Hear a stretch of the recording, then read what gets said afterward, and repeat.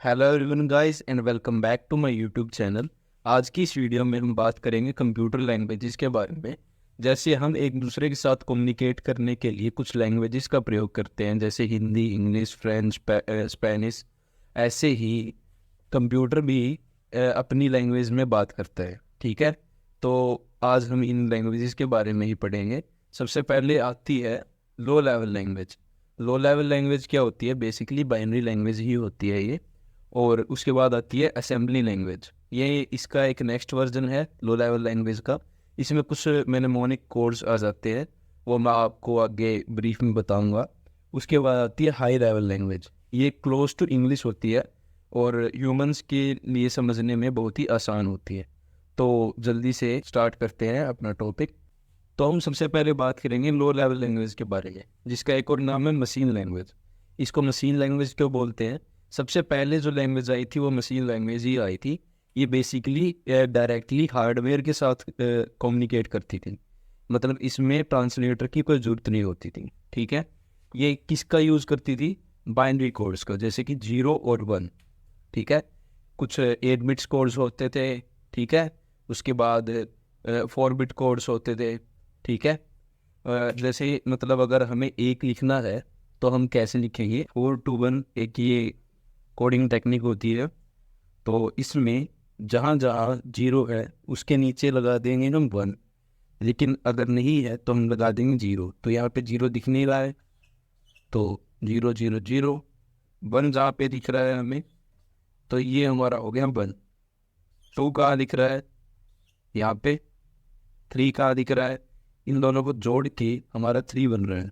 तो हम यहाँ पे लिख देंगे 0 1 1। 4 ये हमारे यहाँ पे है, 4 1 0 0 5।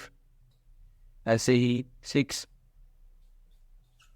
और 7, ये हमारा 8 बिट कोड हो गया।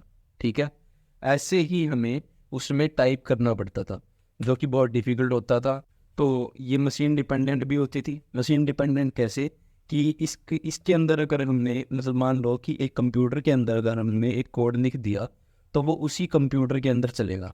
मतलब एक प्रोग्राम अगर हमने बनाया, मान लो 2 नंबर को ऐड करने का, तो वो उसी डिवाइस में चलेगा, दूसरी डिवाइस में नहीं चलेगा। तो उसे हम बोलते हैं machine dependent. High speed execution था। हाई स्पीड एग्जीक्यूशन क्यों था? क्योंकि वो डायरेक्टली हार्डवेयर के साथ कांटेक्ट कर रहा था। ठीक है, तो इसीलिए हाई स्पीड ऑफ एग्जीक्यूशन था। No need to translate. Translate करने की कोई ज़रूरत नहीं थी, क्योंकि कंप्यूटर बाइनरी कोड में ही बात करता है।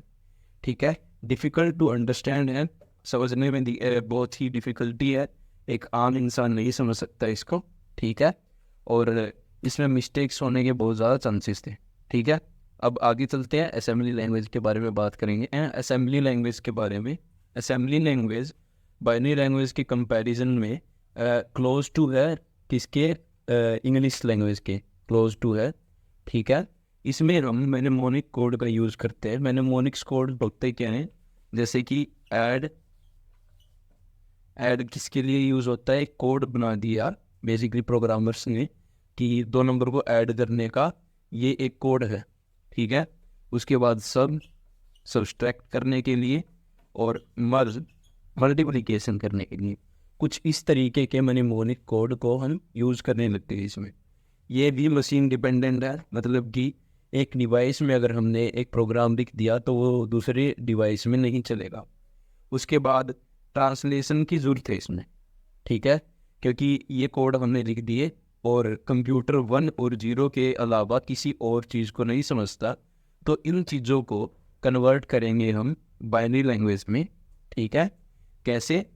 ट्रांसलेटर की मदद से। ट्रांसलेटर के कौन सा यूज़ होता है इसमें? असेंबलर। असेंबलर यहाँ पर यूज़ होता है, और इसकी जो स्पीड है वो as compared to binary language थोड़ी लो होती है।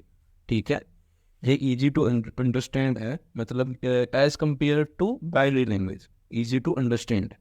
ठीक है, अब हम बात करेंगे हाई लेवल लैंग्वेज के बारे में। करते हैं हाई लेवल लैंग्वेज के बारे में। हाई लेवल लैंग्वेज, जैसे कि मैंने आपको बताया था, क्लोज टू इंग्लिश लैंग्वेज होती है, मतलब जिसको हम अच्छी तरह समझ सकते हैं। ठीक है, क्लोज टू इंग्लिश लैंग्वेज होती है, ईजी टू अंडरस्टैंड है, बहुत अच्छे से हम इसको समझ सकते हैं। Machine independent. मशीन इंडिपेंडेंट मतलब कैसे?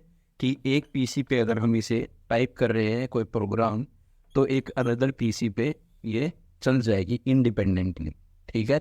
मतलब उसके तरीके से ही अडेप्ट कर लेगा प्रोग्राम, ठीक है।